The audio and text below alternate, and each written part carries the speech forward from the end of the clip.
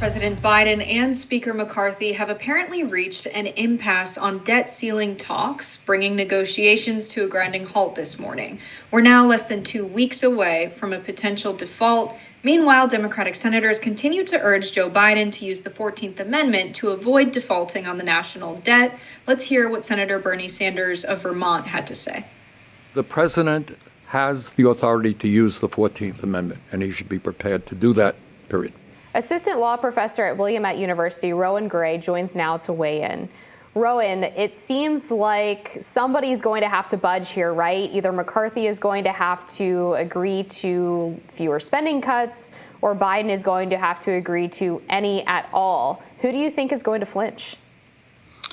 Well, the issue is that even if we may think McCarthy and the other Republicans are being completely outrageous and unreasonable, only Biden has a legal and constitutional responsibility to keep the checks that have already been authorized, keep the spending that's already been committed going out. So as far as the budget negotiations, both sides can continue to play chicken for as long as they want. But when it comes to the debt ceiling and the spending commitments that have already been appropriated by Congress, it's only Biden that actually has to blink and continue to spend. The question is whether he will use unilateral options as he is required to do or not. Now, you've been pretty much the face of this, but there is an entirely legal option. It would, of course, be unconstitutional for the Treasury to make decisions about which to prioritize, whether it's, make good on Treasury spending or Social Security. That's not under their purview per the Constitution. But there is another option to mint a coin. Can you tell us a little bit about that third option?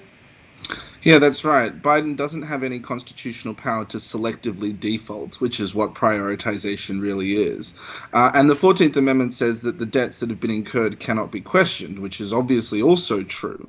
But until you've exhausted all the legal options available to you, you can't simply ignore the debt ceiling and continue to issue debt, because you have options to continue to honor both laws simultaneously. There isn't an actual contradiction until you've demonstrated that you've exhausted every other option. And the Coinage Act historically was never counted towards the debt ceiling. Any coins that were created do not count towards the debt ceiling. And we've had coins being issued since the birth of the Republic. The Mint is over 100 years older than the Federal Reserve and has been returning what they call seigniorage revenue, which is the amount of money that you create by issuing new money over the cost of creating the actual instruments themselves, has been returning seigniorage to the government to the tune of hundreds of millions of dollars every year. So what the proposal is to use an existing provision of the Coinage Act that is relatively obscure but very clear in its language, that authorizes the Treasury Secretary to mint and issue platinum proof coins, proof meaning very shiny, high production grade, of whatever denomination the Treasury Secretary wants. So the idea is the Treasury Secretary could issue very high value coins up to maybe $1 trillion and use those as an alternative source of revenue than issuing bonds of up to, billions of dollars. Earlier this week, former President Donald Trump said these people are crazy. This is the United States government. First of all, you never have to default because you print the money. I have to tell you, okay? Economics professor at Stony Brook University, Stephanie Kelton, wrote, "This resonated with a lot of people, 1 million views in less than 24 hours. Some of you said it was just Trump talking crazy, but this is really basic stuff." Business investor Warren Buffett said, "We will pay our debts in the end. It's not like if we don't pay, we can't pay. We've got the right to print our own money. That's the key." Kelton added, "Bottom line, U.S. Treasuries, what we call the national debt, are just dollars with different maturity dates. When they mature, the government deletes the bond, debits the securities account, and prints a plain old regular dollar, credits a bank account." What do you make of this assessment of the situation, Rohan?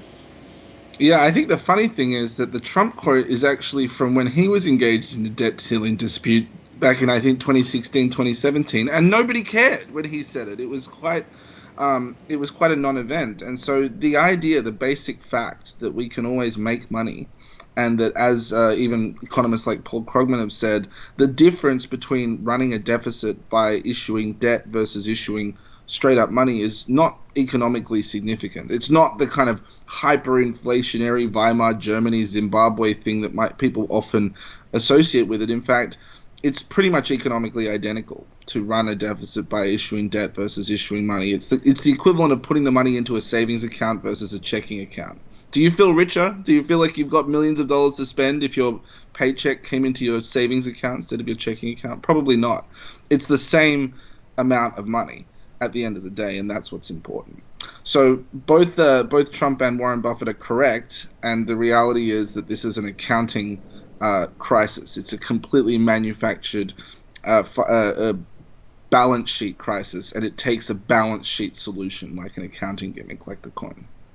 You're right that Trump comment was a little bit older, but he is responding to the debt news now, writing on Truth Social, Republicans should not make a deal on the debt ceiling unless they get everything they want, including the kitchen sink.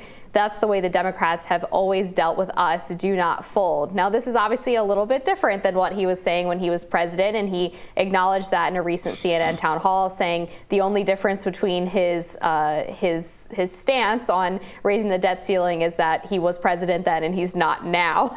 Do you think that he's right to say Republicans should stand firm? I mean, I think at this point, Republicans are going to do what they've been elected to do, which is continue to play hardball until they go off a cliff or take the American economy and the public with them. I think the reality is that the only people who we should be putting pressure on right now are the Biden administration, because it's up to them to decide whether to take these Republican sort of terrorist demands seriously. If the Republicans are going to play hardball like this, Biden's response should be, I'm going to give you nothing. And I'm going to continue to honor all the spending commitments that I have been told to honor, and I don't need you. That's the way to make these demands go away, is to render them obsolete. But at this point, the Biden administration is so committed to a vision of compromise that they are willing to sit down with people who've got no interest in compromise and have said so quite clearly. They want everything they can. They don't care about protocol. They don't care about the health of the economy. And the only correct answer to that is to stop negotiating with them and do what you need to do. So, Rohan, you've talked about this in great detail. This analogy of, okay, we had the prior Congress vote to spend X amount of dollars. They've created the budget. Now it's kind of like getting your credit card bill and saying, well, I'm going to change everything I've spent money on. You can't relitigate the prior Congress's spending, but that's what they're trying to do. They're trying to make more cuts. That's McCarthy's plan. And so there's real consequences of default. Kamala Harris, rather, was in a Zoom conference and was asked about what the consequences of default would be, and she ended up dropping off of the conference before answering that question. What do you make of putting us in a position where we do default and the government isn't making good on its obligations? What are the consequences of that? And what position does that put Democrats or members of Congress in when it comes to, oh, well, now people are out of work, people aren't getting their Social Security checks, so just go with McCarthy's plan to get this done? Is that really the moral position they're trying to put us in?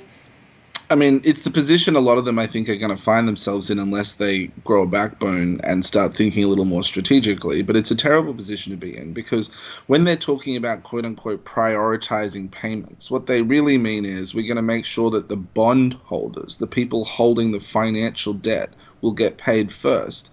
But the people that won't get paid, as you said, are Social Security recipients, are government employees, are benefit recipients from all kinds of social programs who quite fairly need that money and are entitled to that money just as much as bondholders. So when they say prioritization, they mean prioritization of the financial sector over real people.